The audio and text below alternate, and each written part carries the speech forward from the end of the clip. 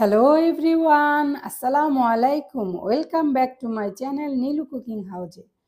আজকে আমরা চীনা হাঁসের মাংস ভুনা করব। আমি একটা চীনা হাঁসের কিনেছিলাম, ওটা 2.5 কেজির মতো হয়েছে।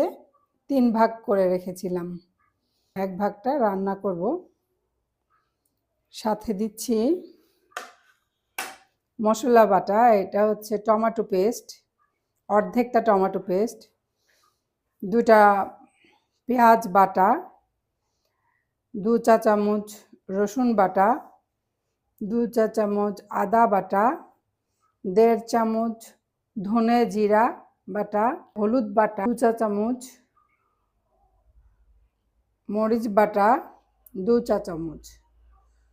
আমাদের হলুদটা একটু বেশি আছে, আমরা হলুদ দেওয়ার সময় একটু কমিয়ে দিব। এখানে 1.5 চা চামচ হলুদ দিব। আর শুকনো উপাদানের মধ্যে আছে 3টা এলাচ, 4টা দারচিনি, 4 টুকরা তেজপাতা, গরম মশলা গুঁড়া, এটা হচ্ছে গোলমরিচ গুঁড়া, 3টা আস্ত কাঁচামরিচ, পরিমাণ মতো লবণ, এখানে 1.5 চামচের মতো লবণ আছে, 1 কাপ পেঁয়াজ কুচি, সরিষার তেল পরিমাণ মতো, পানি কষানোর জন্য।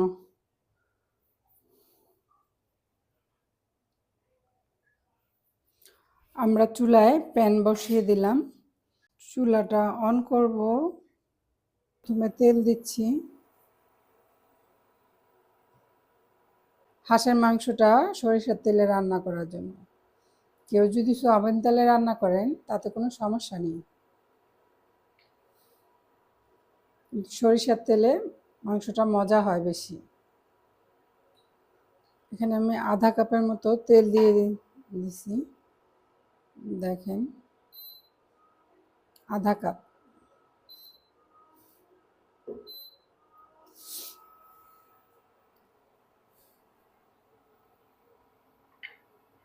এলাচ দিব,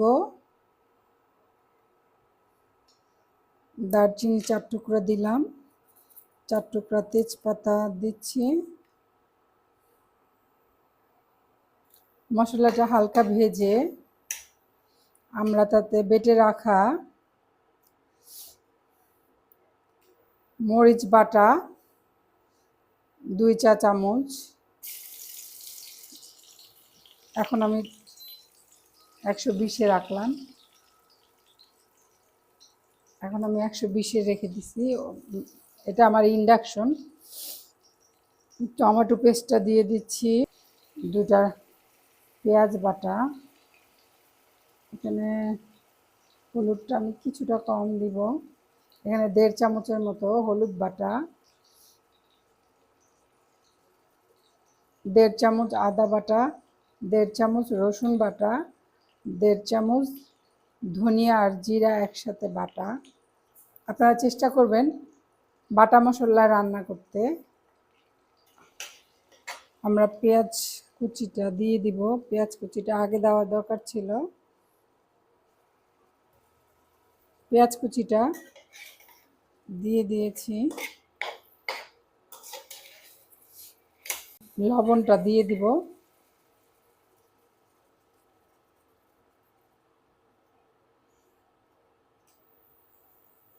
এগুলো আমাদের রান্নার শেষে লাগবে।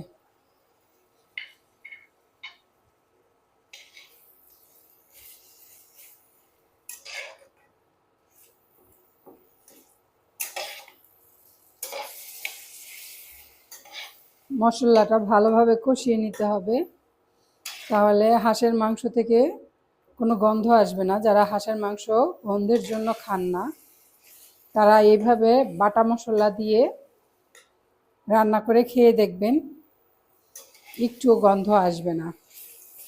আপনারা তেল ঝাল আপনাদের পছন্দ মতো বাড়িয়ে কমিয়ে নিতে পারবেন, কারণ হাঁসের মাংস থেকে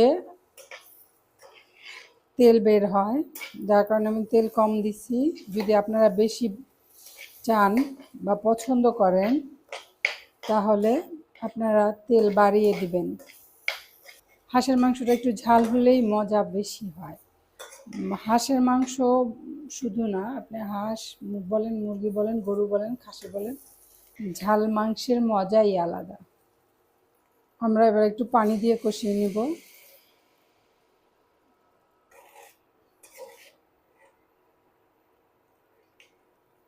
আমরা ঢাকনাটা দিয়ে দিব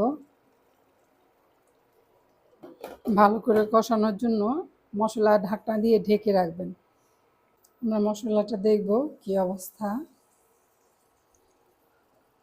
খুব সুন্দর একটা কালার।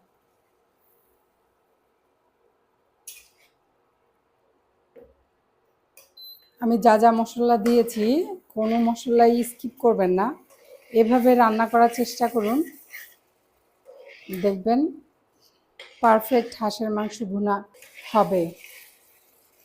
আমাদের মশলা কষানো হয়ে গেছে। যখন দেখবেন এরকম তেল উঠে যাচ্ছে, মশলা নিচের দিকে আছে এবং তেল উপরের দিকে চলে আসতেছে, তখন বুঝবেন মশলাটা ভালোভাবে কষানো হয়ে গেছে। এখন আমরা চীনা হাঁসের মাংসটা দিয়ে দিব। বিসমিল্লাহির রহমানির রহিম।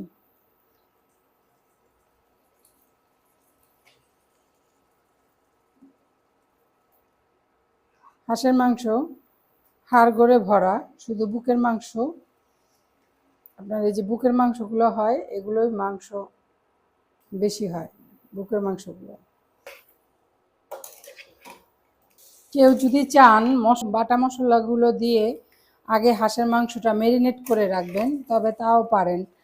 সেক্ষেত্রে 1 থেকে 1.5 ঘন্টা আপনারা ম্যারিনেট করে রাখবেন।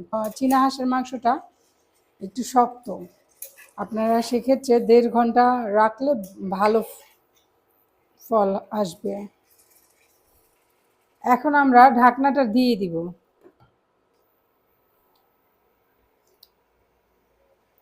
120 ডিগ্রিতে আছে, আমি একটু বাড়িয়ে 140-এ রাখবো। আমরা ঢাকনাটা উঠিয়ে দেখি, দেখেন কি সুন্দর কালার। আমরা আধুনিক হয়ে যাওয়ার কারণে বাটা মশলার রান্না ছেড়েই দিয়েছি করা। ঝটপট কিভাবে গুঁড়া মশলা দিয়ে রান্না করব, আমাদের সেই পায় তারা। বাটা মশলার রান্না তরকারি মুখে লেগে থাকার মতো। আমরা আবার ঢেকে দিব। পানি যতক্ষণ শুকিয়ে না যাবে ততক্ষণ আমরা পানি দিব না, ভালো করে কষাবো। আমরা ঢাকনাটা দিয়ে দিব। মশলাটা কষানো হয়ে গেছে।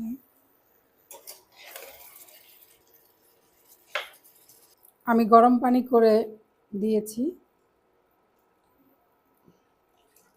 আমি মাংসতে সাধারণত গরম পানি করে দেই।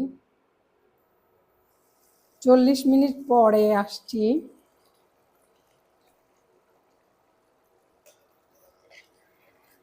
মাংস একটু লাগেনি। আমি 140-এ রান্না করতেছি ইন্ডাকশনে। আরও কিছুক্ষণ কষিয়ে নেব। কষিয়ে হাফ গ্লাস পানি দিয়ে বসিয়ে দিব। এবার আমরা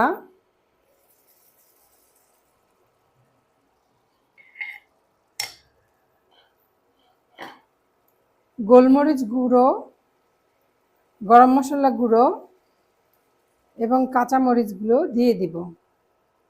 আপনারা এই পর্যায়েই দিবেন, আগে দিলে ঘ্রাণটা পাওয়া যায় না ভালো, খুব সুন্দর ঘ্রাণ আসে। চুলাটা 120-এ রেখে দিব। ঝোল আমার শুকিয়ে আসতেছে, এজন্য 100।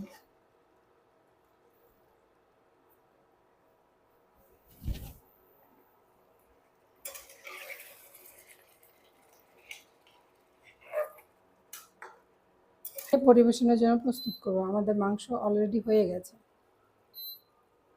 বাটিতে আমরা বেড়ে নিয়েছি। হয়ে গেল আমাদের চীনা হাঁসের ভুনা মাংস। আপনারা এটা পোলাওর সাথে খেতে পারবেন, সাদা ভাতের সাথে খেতে পারবেন, চালের রুটির সাথে খেতে পারবেন, ছিটা পিঠা, চিতই পিঠা, চাপটি কিংবা ডোসা এগুলির সাথে হাঁসের মাংস ভুনাটা খেতে পারবেন।